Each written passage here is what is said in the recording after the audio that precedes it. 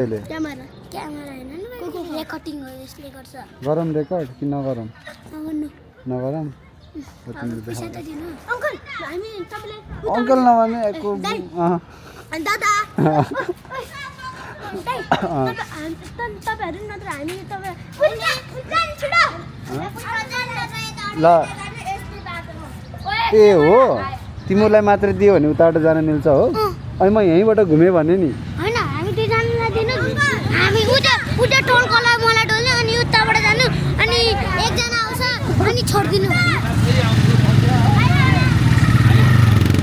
ओइ सेन्डल तपाईले पैसा दिनु चन्दले पनि दिनु भयो भने पैसा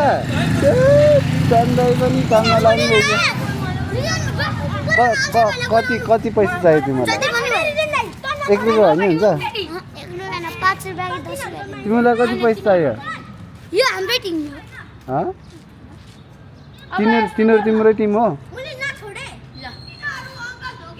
ल म यता स्कुटर साइड लाउँछु नि खै छोडेर अंकल पहिला दिनु पर्छ है कति रुपैयाँ चाहियो 10 रुपैयाँ 50 चाहियो 50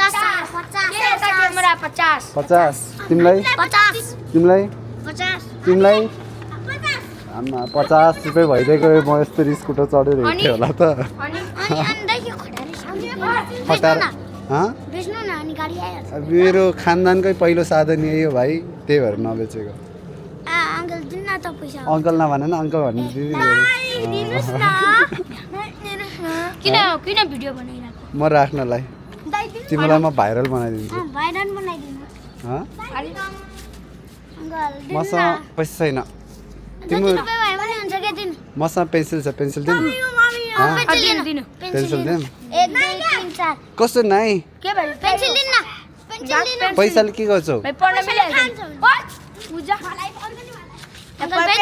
पेन्सिल दिनु पेन्सिल है 4 जनालाई मलाई अलरेडी थाहा थियो कि यो अंकलले पेन्सिल दिनु कसरी थाहा पायो तपाईले यस्तो बोक्ने बेला यहाँनिर पेन्सिल एउटा तिमीलाई खै त थ्याङ्क यू एउटा तिमीलाई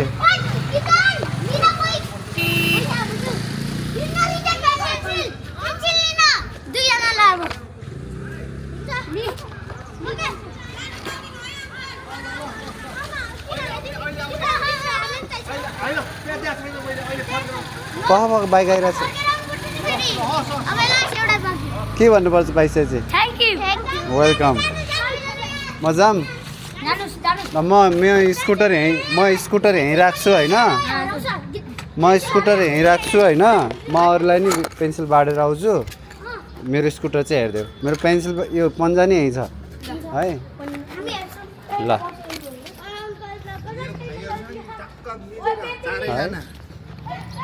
ओहो ह्याप्पी शिवरात्रि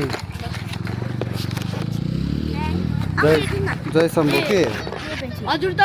मोटो ब्लगर हो क्या हैन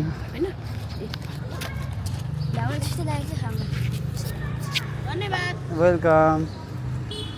ओए ल तिमीसँग त अब क्यामेरा तिमीलाई कुरेर बसिरहेको थिएँ यसो हातमा छिराऊ होइन आज चाहिँ भ्लगिङ डे हाम्रो यसरी समात अनि यो तलमाथि यता भइहाल्यो आफ्नो फेस्टिभल यसरी देखाऊ यो त थाहा ए अस्ति चलायो नि यो अङ्कललाई पनि माग है ऊ चाहिँ अङ्कल हो है अंकल पैसा हाय अंकल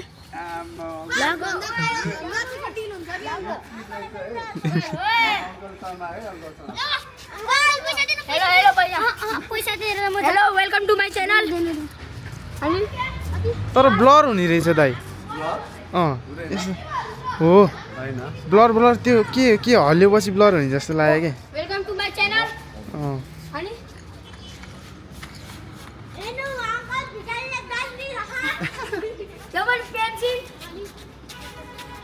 पढ भिखारीहरू होइन नि तिमीहरू विद्यार्थीहरू बालकहरू पढी लेखी भविष्यको पढ्नै मन लाग्दैन म त हिँडेर पो आउनु भयो जस्तो लागिरहेको हो त्यसै डान्सर बन्ने खेल्न मन लाग्छ त्यसै प्लेयर बन्ने तर